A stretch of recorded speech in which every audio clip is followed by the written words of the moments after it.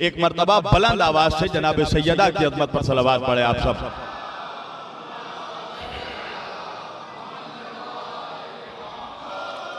मैंने आज के इस मुक़द्दस और मुअज़्ज़ज़ इज्तिमा के लिए कुरान मजीद की जिस आयत वाफ़ी हिदाया की तिलावत का शरफ हासिल किया और सरनामे कलाम में जिसे मौज़ूए सुखन करार दिया, परवरदिगार आलम अपनी मुक़द्दस किताब कुरान मजीद फुरक़ान हमीद में इरशाद फरमा रहा है और अल्लाह अपने नबी से मुखातिब होकर कह रहा है, बिस्मिल्लाहिर रहमानिर रहीम, कुल इन्नमा अना बशरुम मिस्लुकुम। तवज्जो कीजिएगा, अल्लाह कह रहा अपने नबी से, कुल ए मेरे हबीब आप इनसे कह दीजिए। तवज्जो कीजिएगा, ये भी कुरान का एक मिजाज है, ये भी अल्लाह का अपना एक मिजाज है कि अल्लाह ने बंदों से डायरेक्ट गुफ्तगू ही नहीं की। अल्लाह जाने मजमा कहा है, अल्लाह ने बंदों से डायरेक्ट गुफ्तगू ही नहीं की, तो बंदों को ये खबर तो होनी चाहिए कि जब अल्लाह तुमसे डायरेक्ट कलाम नहीं कर सकता तो तुम अल्लाह से डायरेक्ट दुआ कैसे मांग सकते हो। अल्लाह अपने हबीब से कह रहा, कुल आप कह दीजिए। इसका मतलब क्या है? अल्लाह इंसानों को उसकी औकात बता रहा है कि तुम इस काबिल भी नहीं हो कि हम तुमसे डायरेक्ट कलाम करें।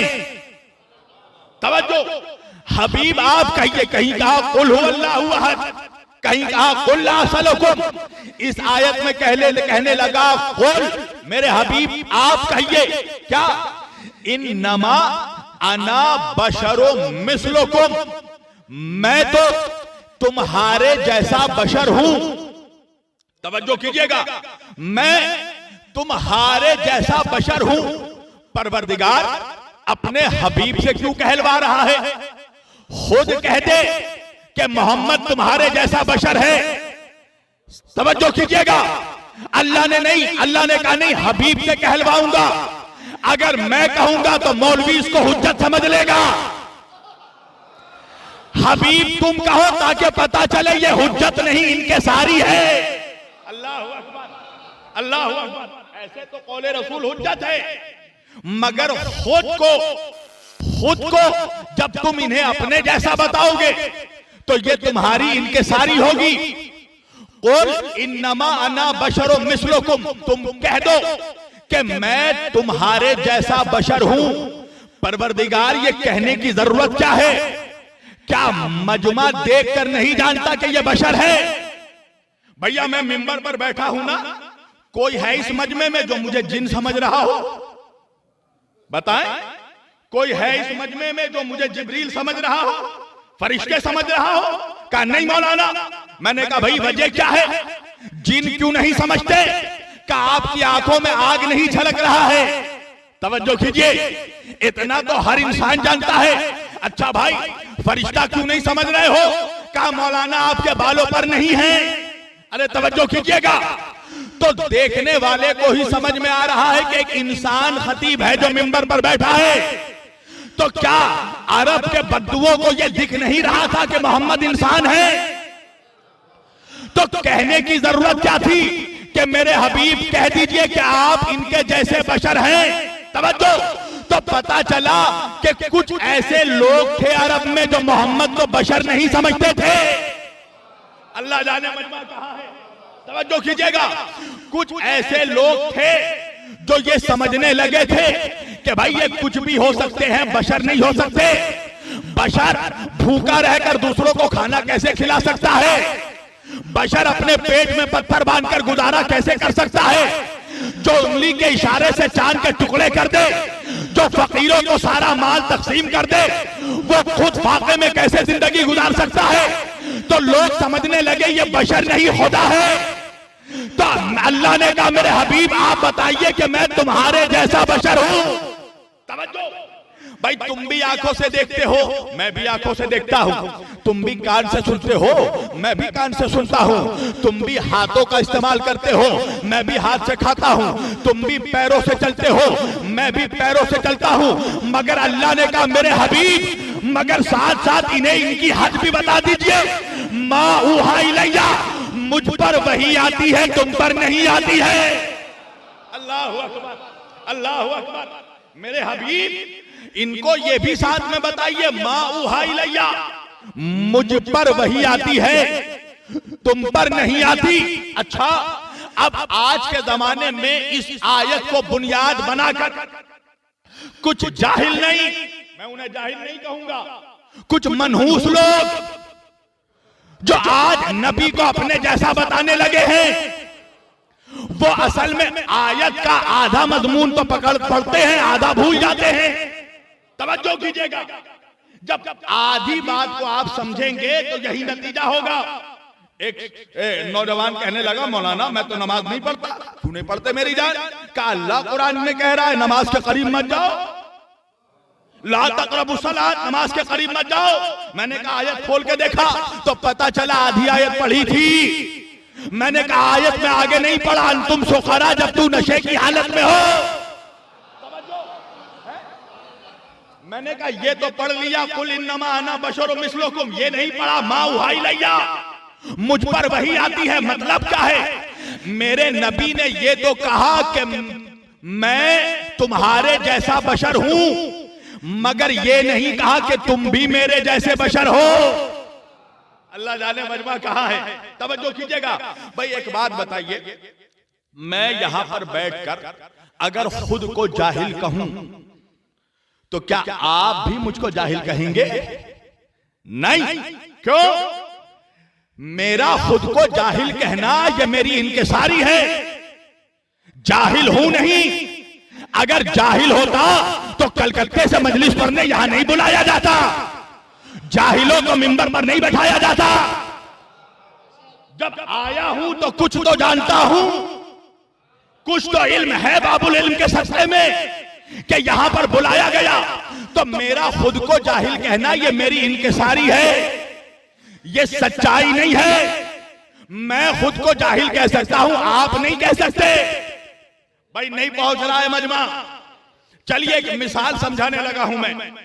मेरे वालिद भी बहुत बड़े खतीब, तवज्जो, मेरी तकरीर यहां खत्म हुई, मसलन क़िबला नज़ीर बाकरी साहब कई मरतबा आ चुके शहर में, हो सकता है उन्होंने मेरे वालिद की भी गुफ्तगू सुनी हो, तकरीर सुनी हो। मुझसे कहने लगे मौलाना आपने तो अपने वालिद की याद दिला दी, आपकी खिताबत तो बिल्कुल अपने वालिद के जैसी है। मैंने कहा हजरत कहां जर्रे को आफताब से मिला रहे हैं, कहां जमीन को आसमान से मिला रहे हैं? क्या मतलब? मैंने कहा खिताबत की दुनिया में तो मैं उनका गुलाम हूं। क्या कहा मैंने? खिताबत की दुनिया में मैं उनका गुलाम हूं। अब मेरे वालिद साहब का फोन आया, पूछने लगे नजीर साहब मेरे बेटे ने कैसी तकरीर की?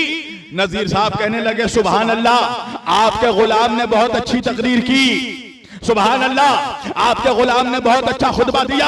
सुभान अल्लाह, आपके गुलाम ने बहुत अच्छी आयतें पढ़ी। सुभान अल्लाह, आपके गुलाम ने बहुत अच्छे अच्छे जुमले पेश किए। सुभान अल्लाह, आपके गुलाम ने बहुत अच्छे अच्छे नुक्ते पेश किए। अब मेरे वालिद साहब को गुस्सा आया, कहने लगे नजीर भाई मेरे बेटे को मेरा गुलाम क्यों कह रहे हैं?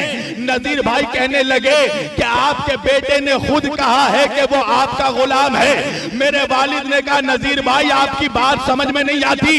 अरे मेरे बेटे ने एक मर्तबा खुद को गुलाम कह दिया, आपने सुन लिया, और मैंने जो हजारों मर्तबा कभी उसे अपने आंखों की ठंडक कहा, कभी अपने आंखों का नूर कहा, कभी अपने जिगर का टुकड़ा कहा, कभी अपना नूर नजर कहा, कभी अपना लख्ते जिगर कहा, नहीं सुना? अल्लाह भी महशर में मुल्ला से कहेगा मेरे हबीब ने एक मर्तबा खुद को बशर कहा, तूने सुन लिया, और मैंने हजारों मर्तबा कभी ताहा कहा, कभी यासीन कहा, कभी मुज़म्मिल, कभी मुद्दस्सिर।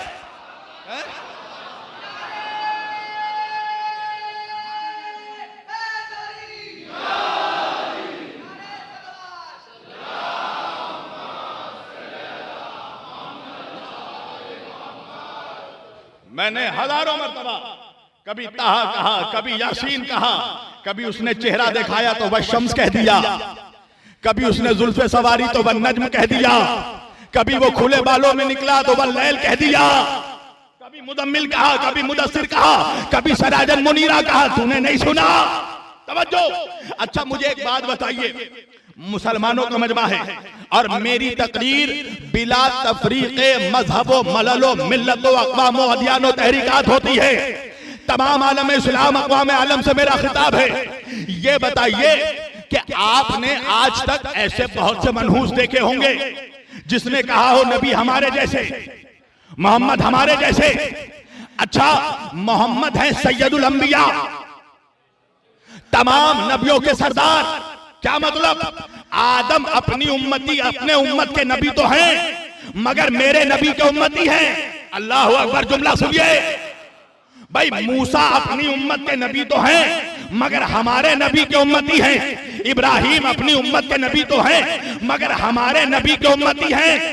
हमारे नबी मुस्तफा सैयदुल अंबिया, तमाम नबियों के सरदार, तवज्जो कीजिएगा, तमाम नबियों के सरदार, अब तवज्जो कीजिएगा, और सारे नबी मेरे नबी के उम्मती। तो मुझे ये बताइए कि सरदार के लिए तो बहुत से मनहूसों ने कहा हम मोहम्मद जैसे, मगर कभी किसी ने कहा उम्मती के लिए कि हम आदम जैसे, कभी किसी ने कहा हम मूसा जैसे, कभी किसी ने कहा हम ईसा जैसे, कभी किसी को सुना किसने कहा हो हम इब्राहिम जैसे, कभी किसी ने कहा हम यूनुस जैसे।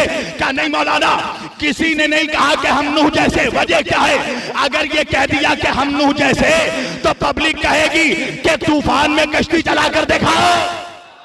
तवज्जो, अगर किसी ने कह दिया हम इब्राहिम जैसे तो कहा जाएगा आग में सजदे करके दिखाओ। अगर किसी ने कहा हम यूनुस जैसे तो कहा जाएगा मछली के पेट में तस्बीह पढ़कर दिखाओ। अगर किसी ने कहा हम मूसा जैसे तो कहा जाएगा दरिया में रास्ते बनाकर दिखाओ। अगर किसी ने कहा हम ईसा जैसे तो कहा जाएगा ठोकर से मुर्दे को जिंदा करके दिखाओ। अगर इसी तरह आप कोई कहे हम मोहम्मद जैसे तो उससे कहना पहले चांद के टुकड़े करके देखा।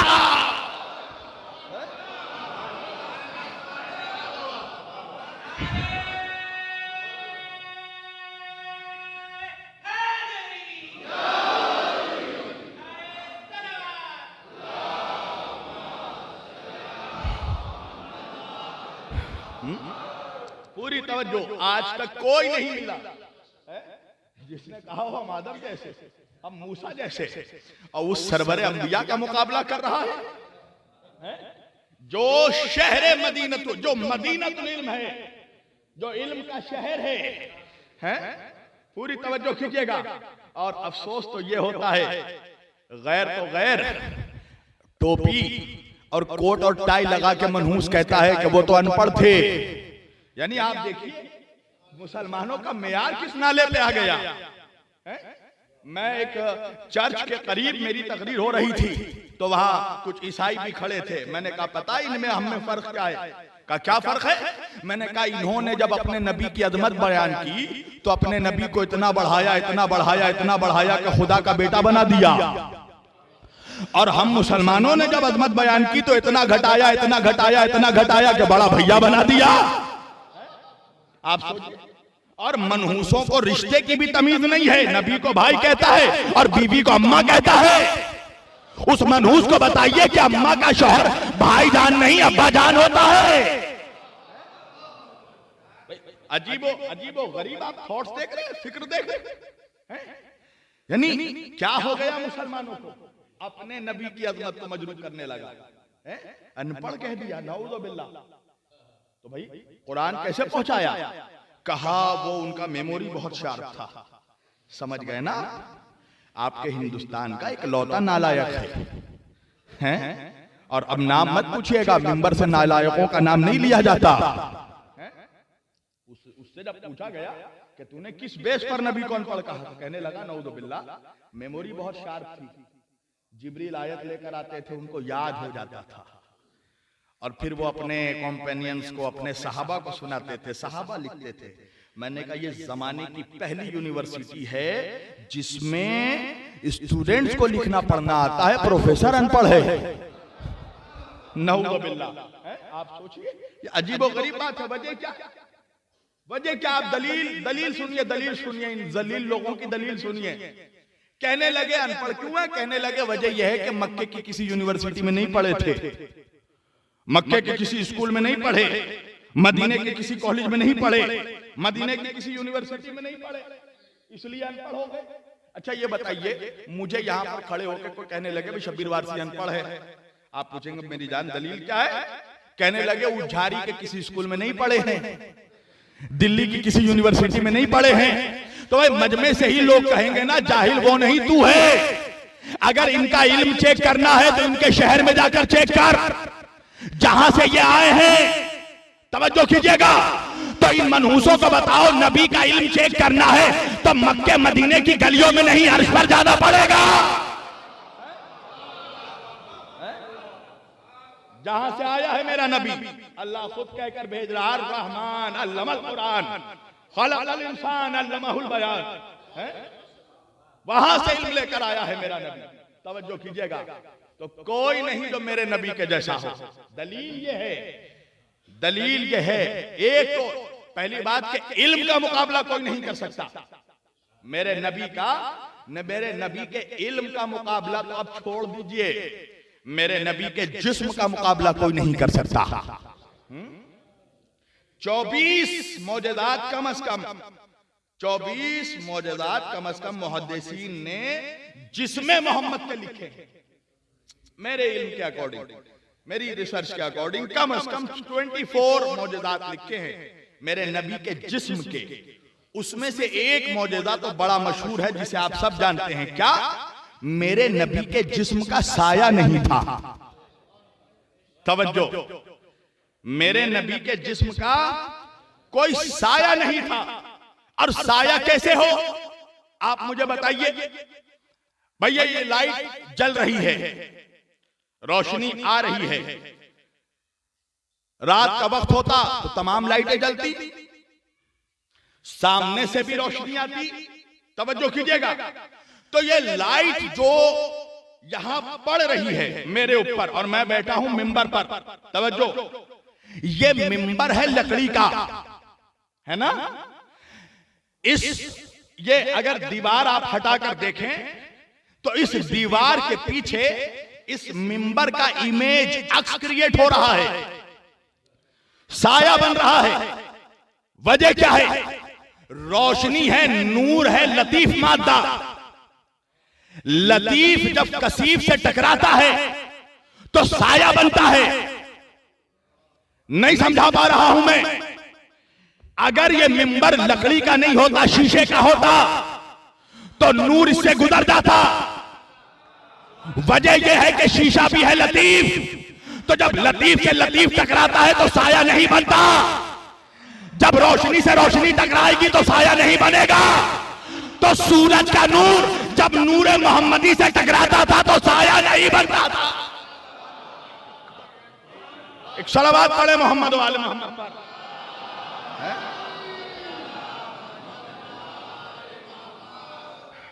जब नूरे आफताब नूरे मोहम्मदी से टकराया, और वो आफताब का नूर भी तो मोहम्मद का सदका है, तो जमीन पर साया नहीं पड़ता था।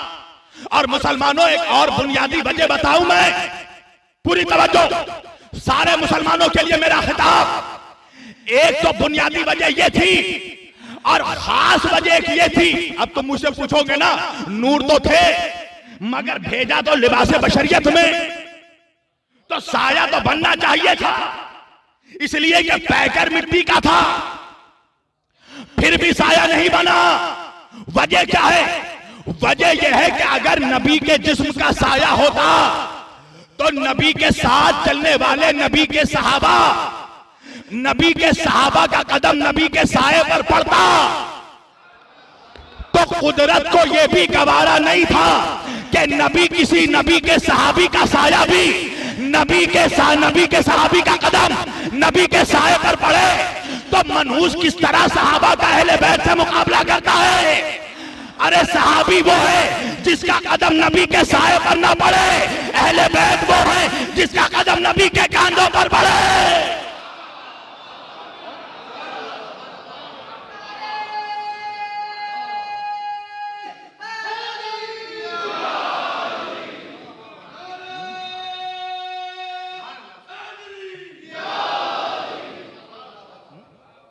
सहाबी वो है जो नबी के साये पर कदम नहीं रख सकता। अहले बैत वो हैं जो नबी के शानों पर कदम रखें। तवज्जो, और वो है नूर, वो जाते मोहम्मदी, वो है नूर।